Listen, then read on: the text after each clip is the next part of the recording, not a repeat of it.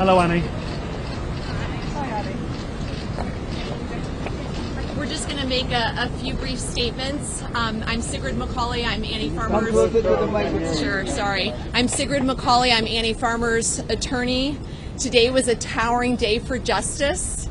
As we saw, Ghislaine Maxwell was sentenced to 20 years in prison for the crimes she committed against these survivors and so many others.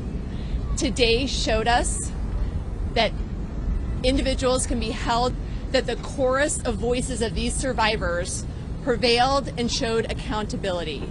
It's really a victorious day for justice. And on behalf of all the survivors we've represented, we want to thank the prosecutors for their fierce and relentless pursuit of justice here. We want to thank the judge for being just and true and thoughtful.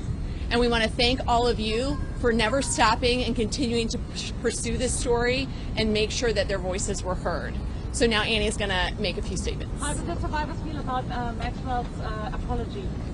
I think they can probably speak to that, but personally, for me, that was not an apology. She once again did not acknowledge her crimes, did not take responsibility for them in any way, so that was really disappointing.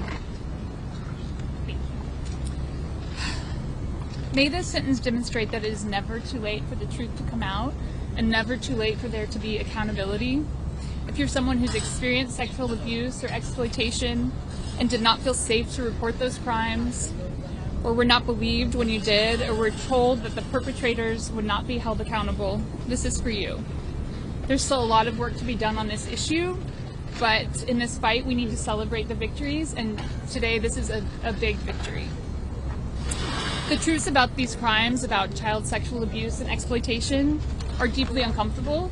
They happen more frequently than we want to acknowledge, and often perpetrators, as we saw in this case, are not strangers in bands. They're the people that live in our communities, and they're people often in positions of power. Maxwell and Epstein were predators who were able to use that power and privilege to harm countless individuals, and for far too long, the institutions that should be protecting the public were instead protecting them. And I still hope that we find out more about how that was allowed to occur. We know that historically, though, that this has happened in many organizations, in many institutions, that predators are protected, in churches, in political groups, in the foster care system. And so I just hope that this sentence can be another sign that voices are coming together and saying no more. If you commit these crimes, you will be punished. If you facilitate these crimes, you will be punished. If you are a bystander that looks the other way, you will not be allowed to continue to hold a position of power. It's easy to focus on the darkness in a case like this, but I also think it's important to highlight all the people that have worked so hard to bring the truth to light. And I want to start by expressing my gratitude and appreciation for my sister, Maria Farmer, who reported these crimes over decades ago and has so bravely continued to try and bring attention and fight for justice in this case. For the other women who spoke in the courtroom, I am so grateful.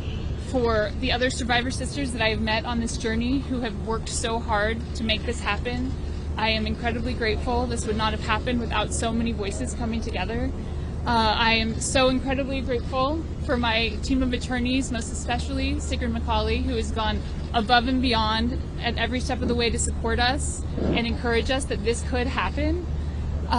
For Brad Edwards and his team, for the media who were, really, I think, continued to tell the story and try and bring attention to this case. To the agents who worked so hard and dedicated themselves these last few years to the Maxwell case, and to the fierce team of prosecutors who took a chance to bring this to trial and to show that she could be held accountable for this heinous scheme.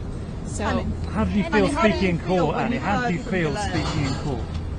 It actually felt very powerful to finally have a chance to speak and have my voice on the record.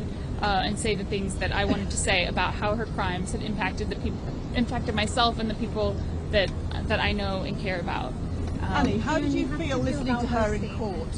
I'll just say one more thing, that her statement felt like a very hollow apology to me. She did not take responsibility for the crimes that she committed, and it felt like once more her trying to do something to benefit her, and not at all about the harm that she had caused. Is 20 years long enough, Annie? Is 20 years long We're enough? very happy with this. Thank you. Thank you.